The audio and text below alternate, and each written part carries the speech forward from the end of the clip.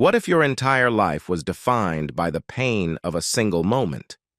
For Tammi Terrell, this haunting question becomes a reality as she grapples with the devastating effects of cancer illness that led to her untimely death. Often celebrated for her soulful voice and vibrant spirit, Terrell's life story is a true shocker because much of her pain was kept hidden and only revealed as her death approached. Just hold your breath as you listen to Tammi Terrell's harrowing story right now. You wouldn't expect that Tammi Terrell silently experienced the biggest shock of her life while standing at the pinnacle of her career. Around the 1960s, her life was marked by an ongoing battle with a debilitating condition that she had suffered from since childhood: migraines and severe headaches. These symptoms, often misunderstood and dismissed as mere discomfort, became more persistent and troubling as Terrell's career advanced. Despite the increasing intensity of the pain, Terrell's determination to perform and maintain her career remains unwavering. By the mid-1960s, Terrell had become widely recognized as a key figure in the Motown family, particularly for her iconic duets with Marvin Gaye. Songs like Ain't No Mountain High Enough and Your Precious Love not only showcased the pair's vocal chemistry, but also solidified Terrell's place in the annals of Motown history. Her passionate performances alongside Gaye were celebrated by fans and critics alike, and their on-stage synergy was palpable. However, behind the scenes, Terrell was struggling with an invisible battle. She frequently complained of severe headaches, a pain that was becoming harder to ignore. Though Terrell shared her discomfort with those close to her, she downplayed the severity of her condition, insisting that she was strong enough to continue performing. She maintained her optimistic front, pushing through the pain for the sake of her art and her fans. But her health was quickly deteriorating, and the demands of her rigorous performing schedule exacerbated her symptoms. Unfortunately, her tenacity came at a cost. On October 14, 1967, during a performance at Hampton-Sydney College in Farmville, Virginia, Terrell's health took a sudden and devastating turn. While singing the hit song Your Precious Love with Gaye, Terrell collapsed on stage, falling into Gaye's arms. This moment marked the tragic beginning of a series of events that would ultimately lead to the end of her performing career and set the stage for a heartbreaking conclusion to her life. Gaye, who was deeply close to Terrell, was visibly shaken by the incident. The audience, many of whom were unaware of the severity of the situation, watched as the glamorous singer, known for her strength and resilience, was taken off stage. For the public, this collapse may have seemed like a momentary misstep. For Terrell, however, it signified the beginning of an arduous journey that would overshadow her once promising future. Immediately following the incident, Terrell sought medical advice, and the news was far more serious than anyone could have imagined. Doctors discovered a malignant tumor on the right side of her brain, which explained the chronic migraines and increasing headaches she had been enduring. Terrell's diagnosis was grim, and the revelation of the tumor marked a turning point in both her personal and professional life. Despite the tragic nature of the diagnosis, Terrell and those around her remained hopeful. She underwent her first brain surgery on January 13, 1968, at Graduate Hospital in Philadelphia. The surgery was a significant attempt to remove or reduce the tumor, but it also came with considerable risks. At just 23 years old, Terrell was thrust into a medical battle that would define her remaining years, overshadowing the fame and adulation she had worked so hard to achieve. After undergoing her first brain surgery in January 1968, Tammi Terrell demonstrated remarkable resilience, embodying the fighting spirit that had always defined her. Despite the enormity of her health challenges, she remained determined to continue her music career and refused to let her illness completely derail her passion for performing. Just months after her surgery, Terrell returned to the recording studio at Hitsville, USA in Detroit, where she resumed working on new material with her duet partner, Marvin Gaye. One of the first songs she recorded during this period was the now iconic track, You're All I Need to Get By. This song, released in July 1968, quickly rose to the top of the R&B charts, reaching #1.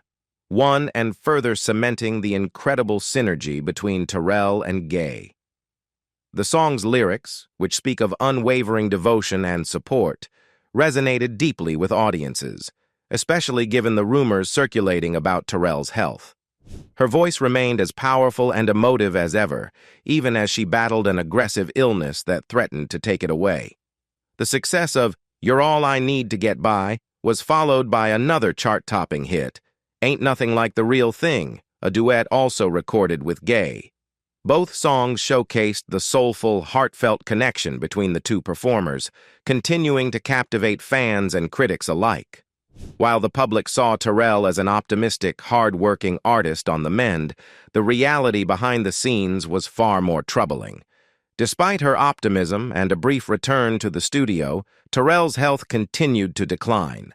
The malignant tumor in her brain worsened, requiring additional surgeries and treatment. As the months wore on, her condition became increasingly dire. Terrell experienced frequent bouts of pain and fatigue, and her strength began to ebb, making it difficult for her to maintain the same level of energy she had once brought to her performances. The dream of returning to the stage was slipping further from her grasp.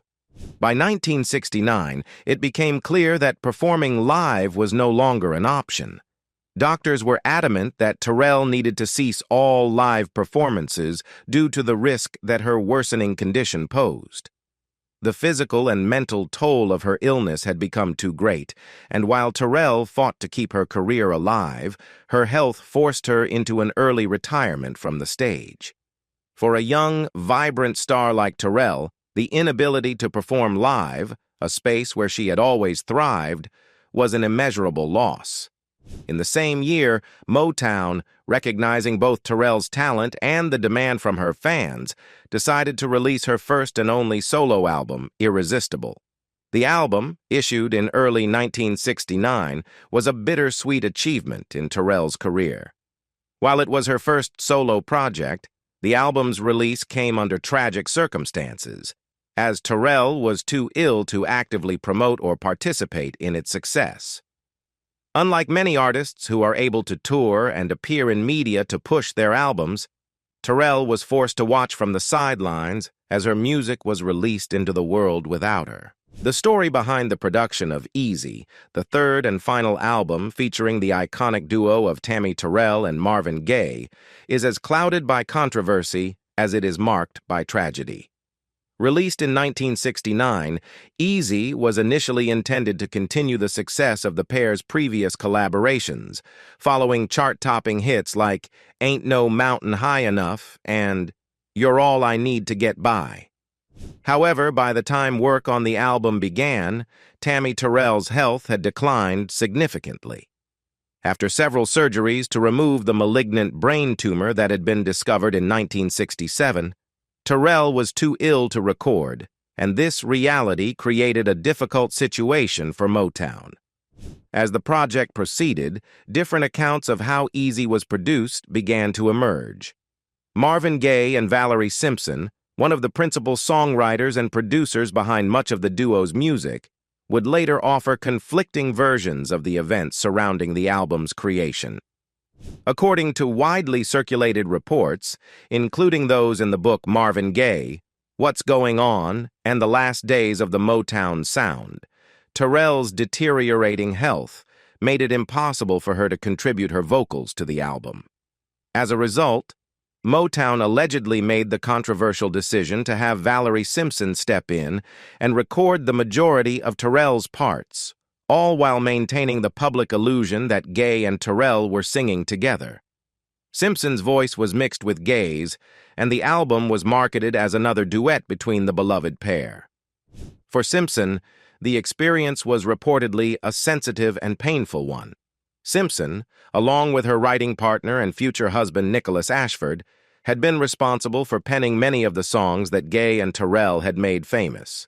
Stepping in for Terrell was not a decision she made lightly, as she had immense respect for the ailing singer.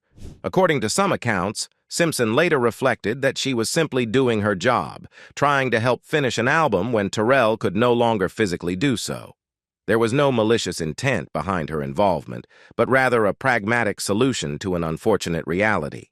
However, Marvin Gaye's version of events paints a more cynical picture.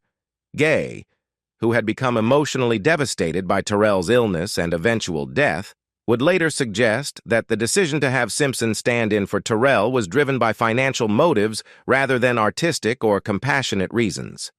In his view, Motown's founder, Berry Gordy, was more concerned with continuing the lucrative run of Gaye-Terrell duets than with respecting Terrell's condition or honoring her contributions.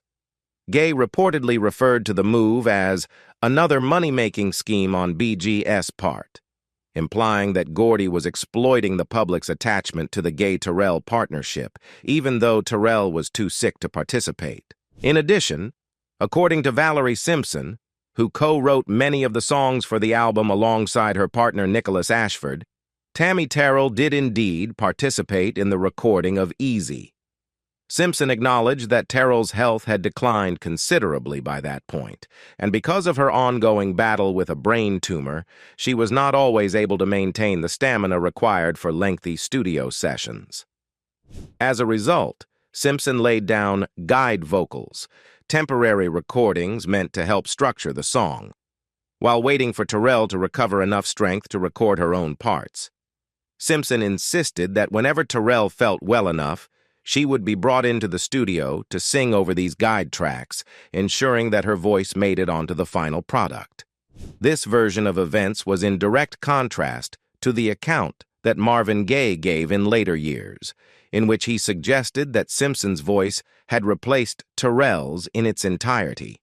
For Simpson, her involvement was merely a supportive role, helping to bridge the gap between Terrell's health struggles and the completion of the album, not an attempt to erase Terrell's contributions. The truth, perhaps, lies somewhere in between.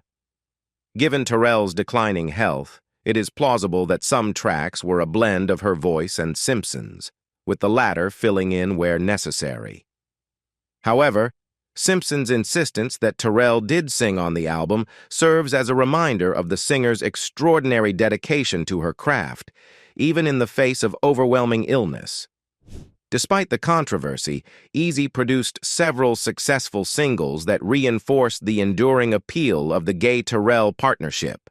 Songs like Good Lovin' Ain't Easy to Come By, What You Gave Me, and California Soul resonated with listeners, continuing the momentum that the duo had built over the previous two albums. These songs carried the same joyful and soulful energy that had defined their earlier work, though the circumstances under which they were recorded were far more somber. One of the album's standout tracks, the Onion song, became a particular favorite in the United Kingdom, where it reached the top 10 on the charts. The song's metaphorical lyrics, speaking of peeling away layers to reveal painful truths, seemed to mirror the complex emotions surrounding the production of the album and Terrell's struggle with her illness. By late 1969, Terrell's condition had worsened significantly. Yet in one of the most emotional and powerful moments of her life, she made a surprise appearance at the Apollo Theater during a Marvin Gaye performance. The Apollo, a historic venue in Harlem, had long been a cornerstone of African-American music culture, and it was fitting that Terrell would choose this iconic stage for her final public appearance. Gaye, who was performing that night, was unaware that Terrell was in attendance. When he spotted her in the audience, he immediately rushed to her side, a gesture that reflected the deep bond they had shared both on and off the stage. Moved by the moment, the two launched into an impromptu performance of their beloved duet, You're All I Need to Get By. It was an emotional scene as the ailing Terrell, frail but determined, joined Gaye in one final performance. The audience, fully aware of her condition, responded with overwhelming support, giving the pair a standing ovation. The sight of Gaye and Terrell singing together for what would be the last time was bittersweet, an unforgettable moment that underscored the enduring power of their musical partnership and the love they had inspired in their fans. Another aspect of Tammi Terrell that concerns many people is her toxic relationships. The story goes that in 1962, Tammi Terrell was a rising star when she became romantically involved with one of the biggest names in soul music, James Brown. Brown, who was 12 years her senior, was already an established force in the music industry, known for his electrifying performances and commanding presence both on and off stage. However, their relationship was fraught with difficulties from the start, largely due to the significant power imbalance between the two. Terrell, who was still a teenager, was navigating the early stages of her career, while Brown was a dominant figure in the male-dominated world of soul music. The age difference and the disparity in their career status added complexity to their romance. James Brown's larger-than-life persona often extended beyond the stage, and he was known for his strict, controlling behavior, particularly with those closest to him. This intensity and need for control reportedly affected his relationship with Terrell, who, despite her youth, was headstrong and independent.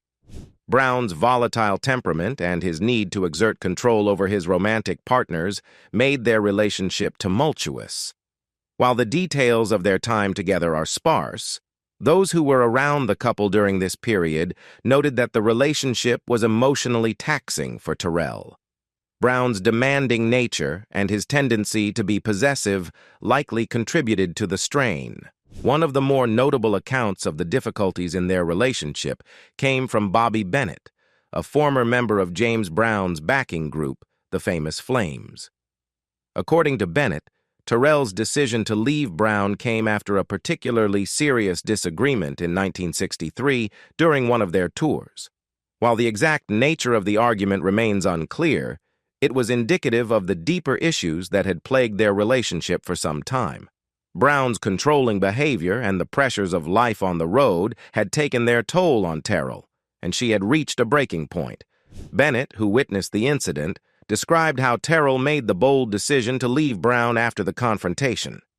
It was a courageous move for the young singer, especially given Brown's formidable reputation and the social pressures of the time. Women in the music industry, particularly young women of color, were often subject to exploitation and mistreatment, and walking away from such a powerful figure would not have been easy. However, Terrell, who had always been determined and self-assured, chose to prioritize her well-being over maintaining the relationship. In 1966, Tammi Terrell became romantically involved with David Ruffin, the charismatic lead singer of The Temptations. Their relationship began during the famed Motortown Revue, a nationwide tour that showcased Motown's top talent. For Terrell, who was quickly rising to fame with her stunning voice and captivating stage presence, Ruffin represented the glamorous, exciting world of Motown. Ruffin, known for his rich, gritty voice and powerful performances, was already a star in his own right. The two made for a high-profile couple within the Motown family, but beneath the surface, their relationship was anything but harmonious. Ruffin's allure was undeniable, but he also brought significant personal baggage into the relationship. In the early days of their romance, Terrell was swept up in Ruffin's charm, and the passion between them was intense. Ruffin, like Terrell, was no stranger to the pressures of life in the spotlight, and their shared experiences as performers likely drew them closer together. However, the relationship quickly turned tumultuous as the darker sides of Ruffin's life began to reveal themselves. One of the pivotal moments in their romance occurred when Ruffin proposed to Terrell. The proposal came as a surprise to Terrell, and she was overjoyed at the thought of marrying him. During an appearance together on stage, she proudly announced their engagement to an audience, believing that she and Ruffin were about to embark on a new chapter of their lives together. It seemed like a moment of happiness and promise, but the reality was far more complicated. Shortly after making the public announcement, Terrell discovered that Ruffin had been hiding a devastating secret from her. He was already married. Not only did Ruffin have a wife, but he also had 3 children and another girlfriend back in Detroit. This revelation shattered Terrell's trust in him and was a heartbreaking betrayal for the young singer, who had been fully committed to their relationship. For Terrell, Ruffin's deceit was the beginning of the end of their romance. The discovery of his double life left her humiliated and devastated, as she had publicly declared her love and intention to marry a man who had been leading a life filled with lies. The depth of Ruffin's deception, combined with his ongoing infidelity, strained their relationship to the breaking point. Adding to the difficulties, Ruffin struggled with drug addiction, which only exacerbated the volatility in their relationship. Ruffin's use of drugs, particularly cocaine, led to increasingly erratic and violent behavior. The couple's once passionate relationship quickly descended into a cycle of heated arguments and emotional turmoil. The arguments between them often turned ugly, with Ruffin's temper flaring as his drug use escalated. The tension between them was palpable, and the emotional strain began to take a serious toll on Terrell's health. In a 1969 interview with Ebony magazine, Terrell candidly reflected on the impact that her relationship with Ruffin had on her physical and emotional well-being. She revealed that she believed the intense stress and emotional trauma from their relationship were contributing factors to the severe headaches and migraines she suffered. Terrell had been plagued by headaches since childhood, but she noticed that the frequency and intensity of her symptoms worsened after her quarrels with Ruffin. The emotional abuse she endured at the hands of Ruffin took a heavy toll on her, both mentally and physically. In 1967, Tammi Terrell's tumultuous relationship with David Ruffin came to a violent and heartbreaking end. By this time, the romance between the rising Motown star and the lead singer of The Temptations had already been strained by Ruffin's infidelity, drug addiction, and erratic behavior. However, the final blow came when Ruffin physically assaulted Terrell in a particularly violent episode. During one of their arguments, Ruffin struck Terrell in the head with his motorcycle helmet. This act of violence marked the end of their relationship and left Terrell physically injured and emotionally scarred. The incident with the motorcycle helmet was one of many examples of Ruffin's increasingly abusive behavior. Ruffin's struggles with drug addiction, particularly his heavy use of cocaine, were well known, and they had exacerbated his volatile temper. As his addiction worsened, so did his control over his emotions, leading to more frequent and severe outbursts of anger. Unfortunately, Terrell, who had been deeply in love with Ruffin at one point, bore the brunt of this escalating violence. In the aftermath of the motorcycle helmet incident, rumors began circulating about even more shocking acts of violence in the relationship. One of the most persistent rumors suggested that Ruffin had also hit Terrell in the head with a hammer. This rumor, while never definitively proven, added to the tragic narrative surrounding Terrell's declining health. At the time, Terrell was suffering from severe headaches and migraines, symptoms that would later be linked to the malignant brain tumor that was growing undetected in her brain. The speculation was that the trauma from Ruffin's physical abuse could have worsened or even triggered her medical condition. However, the veracity of these rumors, particularly the one involving the hammer, has been widely disputed. In the unsung documentary episode dedicated to Terrell, those closest to her refuted the claim that Ruffin had struck her with a hammer. While the incident with the motorcycle helmet was well documented and confirmed by multiple sources, the hammer rumor was seen by many as an exaggeration or a fabrication, possibly fueled by the tragic nature of Terrell's illness and untimely death. Regardless, the violence she endured from Ruffin remains a dark chapter in her life, casting a shadow over what had once seemed like a passionate and loving relationship. Following the breakup with Ruffin, Terrell's life took a different direction, particularly as her health continued to deteriorate. The migraines she had suffered since childhood became more frequent and severe, leading to her collapse on stage in October 1967 while performing with Marvin Gaye. Shortly thereafter, she was diagnosed with a malignant brain tumor, and her life became a battle against her illness. While Ruffin's violence and the rumors surrounding it may not have been directly responsible for her tumor, The stress and trauma from the relationship certainly contributed to her declining emotional and physical well-being. In the final years of her life, as her health worsened, Terrell found solace and support from a new relationship. At the time of her death, Terrell was engaged to Ernest Ernie Garrett, a doctor at the hospital where she had been receiving treatment. Garrett had met Terrell during one of her hospital stays, and their relationship blossomed as he provided care and emotional support during the most difficult period of her life. Unlike her previous relationship with Ruffin, which had been marked by volatility and violence, Garrett's presence offered Terrell a sense of stability and comfort. By early 1970, Tammi Terrell was grappling with the devastating effects of a malignant brain tumor that had taken a severe toll on her health. The once bright star was now using a wheelchair, experiencing significant blindness and hair loss, and weighed only 93 pounds, 42 kilograms. The toll of her illness was a stark contrast to her earlier years as a confident and powerful performer, and it served as a heartbreaking reminder of the fragility of life. Terrell had undergone numerous surgeries in an attempt to remove the tumor, with her 8th and final operation taking place on January 21, 1970. Unfortunately, this last procedure did not bring the relief she and her loved ones had hoped for. Following the surgery, Terrell fell into a coma, leaving her family and friends in a state of despair. The news of her declining health spread quickly, and those who had been touched by her music and spirit were deeply saddened by the prospect of losing such a talent at the young age of 24. On March 16, 1970, Tammi Terrell passed away, leaving behind a legacy that was both remarkable and tragic. Her funeral was held at the Janes Methodist Church in Philadelphia, a city that had been a significant part of her life and career. The event drew family, friends, and fans who came to pay their respects to the beloved singer, whose life had been marked by both incredible achievements and profound suffering.